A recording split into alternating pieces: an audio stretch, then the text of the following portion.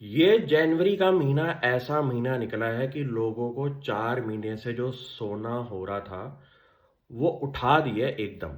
Reason being सबसे पहले शुरुआत हुई हमारे एचडीएफसी बैंक की, 15% का डिक्लाइन। एक ऐसा बैंक जो कि म्यूचुअल फंड होल्डिंग का टॉप वेटेज रखता है। आप किसी भी म्यूचुअल फंड से पूछ लीजिए, तेरे म्यूचुअल फंड होल्डिंग के अंदर एचडीएफसी बैंक है? ऐसा कोई म्यूचुअल फंड नहीं है जिसके पास एचडीएफसी ना हो। बैंक निफ्टी का टॉप टियर होल्डिंग है एचडीएफसी बैंक की। सेकंड चीज आपकी होगी जी एंटरटेनमेंट। इस शेयर प्राइस डिक्लाइन के अंदर 30% का जो डिक्लाइन आया है, वो भी म्यूचुअल फंड्स का नुकसान हुआ है। क्यों? 32% स्टेक म्यूचुअल फंड्स के पास थी जी एंटरटेनमेंट के अंदर। ये सारे सिनेरियो में एक चीज कॉमन है कि सारे के सारे स्केल के अंदर आपके म्यूचुअल फंड्स इंडस्ट्री के ऊपर शॉर्ट पोजीशन क्रिएट हुई है, जो कि उनके फेवरेट स्टॉक्स थे।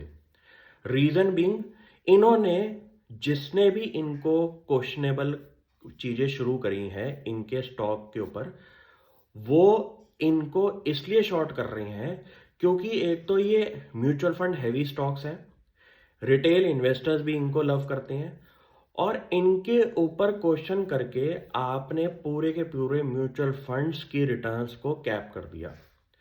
क्योंकि जहां पे एचडीएफसी की होल्डिंग अगर आपके म्यूचुअल फंड में है, तो आप अगर निफ्टी को बढ़ाना है, सेंसेक्स को बढ़ाना है, तो एचडीएफसी बैंक तो एक की कंपोनेंट है आपकी होल्डिंग का। अगर वो नहीं बढ़ेगा तो निफ्टी और सेंसेक्स भी बढ़ नहीं सकता। ये कैलकुलेशन लगाना शुरू करिए, आपको समझ में आएगा कि क्या हो रहा है आज के माहौल में। रीजन बीइंग, एचडीएफसी की holdings mutual funds plus domestic retail investors की वन ऑफ द हाईएस्ट है। इस बैंक को तोड़ के हमको एक चीज प्रूव होगी कि पूरे पूरे म्यूचुअल फंड्स की जो रिटर्न्स हैं वो कैप हो जाएंगी अब आप आगे जाके। क्यों? क्योंकि अगर ये बैंक नहीं चलेगा तो हाईएस्ट कंपोनेंट वेट का जो इस बैंक के साथ जुड़ा हुआ है, उसके साथ के जुड़े हुए म्यूचुअल फंड्स भी नहीं चल सकते।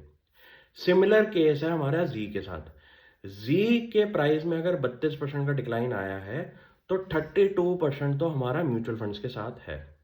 ये सारे सिनेरियो में एक चीज कॉमन है कि नुकसान इस टाइम सबका हो रहा है, म्यूचुअल फंड्स प्लस जितने भी हमारे रिटेल इन्वेस्टर्स हैं।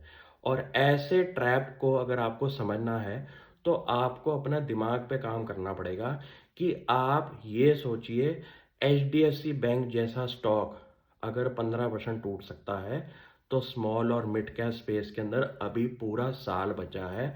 ऐसी वॉलेटिलिटी क्रिएट होने वाली है, तैयार हो जाइए रोलर कोस्टर के लिए। Thank you.